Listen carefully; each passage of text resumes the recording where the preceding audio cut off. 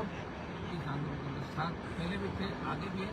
और अब जो जिस तरह की बर्बरतापूर्वक लाठीचार्ज करते हैं, जो बच्चों पे एक आरोप लगा है कि पुलिस की गाड़ियाँ पड़ी, वो उस समय ये वीडियो जब शाम तक बच्चों ने देखा कि हमारे छोटे भाई को पड़े, उनका तो गुस्सा था और कुछ पथरा और उस बात बच्चों की तरफ से हो सकता है कि रिएक्शन उसका हुआ होगा। लेकिन जिनमें बच्चे शांति और सबसे बड़ी बात बेटियों को जिस तरह पीटा, जिस तरह वो आईसीयू के अंदर जिंदगी और मौत की हुई, कई बच्चे हमारी बच्चियाँ लड़ रही है, इसे देख के लग रहा है एक दृश्य देखने से पहले हम लोग यहाँ क्यों बैठे हैं, जैसा आवाज हो।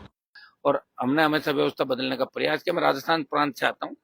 यूपी, हरियाणा, दिल्ली, पंजाब, बिहार, यहाँ कई पॉलिटिकल पार्टियां नहीं आई, सत्ता में रही। दुर्भाग्य से हमारे राजस्थान में किसी ने कोशिश ही नहीं की।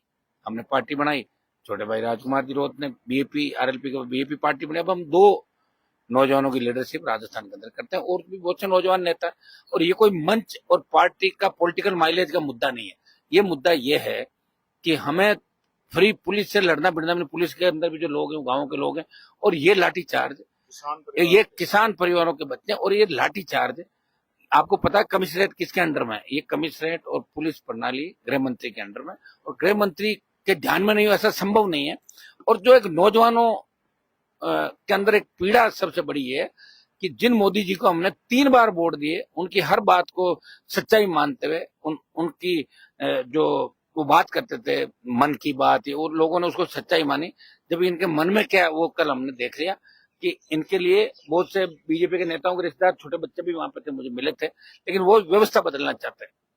और लोकतंत्र के अंदर व्यवस्था बदलने की बात करना कोई गुनाह नहीं है। ये बाबा साहब ने हमें संविधान दिया, ये लोग संविधान की शपथ हमें दिलाते हैं पार्लियामेंट के अंदर। और बच्चों ने पार्लियामेंट जाने की जिद की, तो पार्लियामेंट के अंदर उनके प्रतिनिधि बैठे।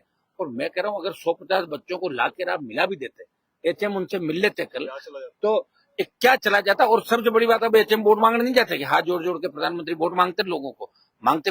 अगर धर्मेंद्र प्रधान को बर्खास्त करने की बात है, बर्खास्त कर दो, हटाओ उसको। जब आपको पता है कि उसका पूरा डिपार्टमेंट चोरों से भर गया, पूरी चोरी डिपार्टमेंट के अंदर हो रही है, तो ऐसे व्यक्ति को रखने से बीजेपी को कोई बेनिफिट नहीं है। तुरंत उनको बर्खास्त करे। और जितने भी इंटेलिजेंस का फेल्योर रहा, ये तो 2000 बता रहे थे बीजेपी की लोक संख्या, जबकि रात को 25 से 35 हजार लोग थे, और दूसरे दिन 1 लाख से ज्यादा संख्या जंतर मंतर पूरे दिल्ली के अंदर। तमाम बच्चे अपने आप आए थे, वो किसी पार्टी के लिए नहीं आए थे, और कोई पॉलिटिकल माइलेज के लिए हम लोग भी वहां नहीं घूम रहे थे। क्योंकि हम सदन से लेके सड़क से लेके सदन तक बच्चों के लिए, किसानों के लिए हमेशा लड़ते थे। किसानों को प्रोटेक्ट हो, चाहे दूसरा हो, चाहे बच्चों का, इसलिए हमें सबसे ज्यादा पीड़ा है। और आप देख रहे हैं कि अब हम इसकी शुरुआत करेंगे राजस्थान के अंदर भी। आज हम बात करें कि बड़ा प्रोटेस्ट कैसे किया जाए, उत्तर प्रदेश में बड़ा प्रोटेस्ट कैसे हो, दूसरे स्टेट के अंदर हरियाणा में कैसे हो, दिल्ली में दोबारा कैसे हो, ताकि जो इसके अंदर दोषी लोग हैं इनके खिलाफ एफआईआर हो, पुलिस के अधिकारियों के खिलाफ, इंटेलिजेंस के जो भी लोग थे, जो नेता इनको गलत बात बता रहे थे, साहब कुछ नहीं तो चले जाएंगे बच्चे, रात को चले जाएंगे डर से, हमने तो किसानों के लिए भी ये किया वो किया, तब भी भगा दिया।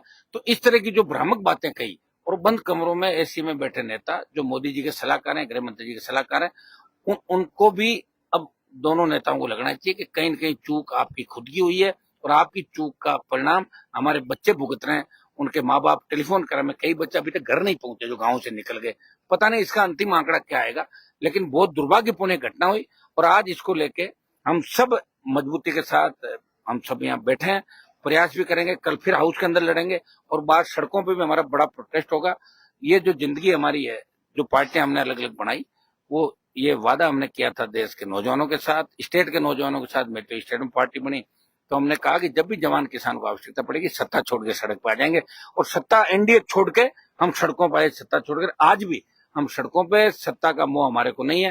भाई चंद्रशेखर जी और हम तो राजस्थान में पिछली बार साथ लड़े ही थे, राजकुमार जी भी हमारे साथ हैं, आगे भी हम सब। सुरेंद्र जी बहुत मजबूत योद्धा है, बिहार के अंदर लड़ने वाले लड़ाके हैं। देखो लड़ाकों को तकलीफ भी आती है, तभी वो लड़ाके कहलाते हैं। अगर तकलीफ नहीं हो फिर तो सत्ता है, वहां चले जाओ आप एयर कंडीशन के अंदर बैठ जाओ जाके, कागजी नेता बैठ रहते हैं।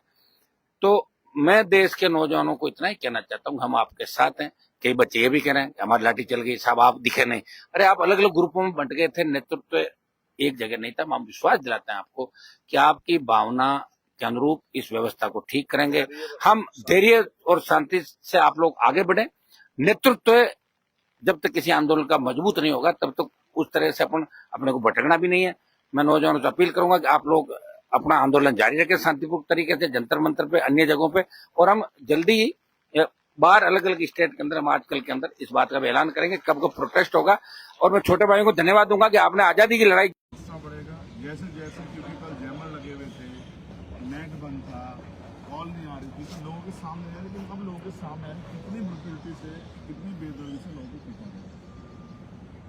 ये शुरू हुआ है, जो सरकार ने शुरू किया, पुलिस ने, खत्म इसको जनता करेगी।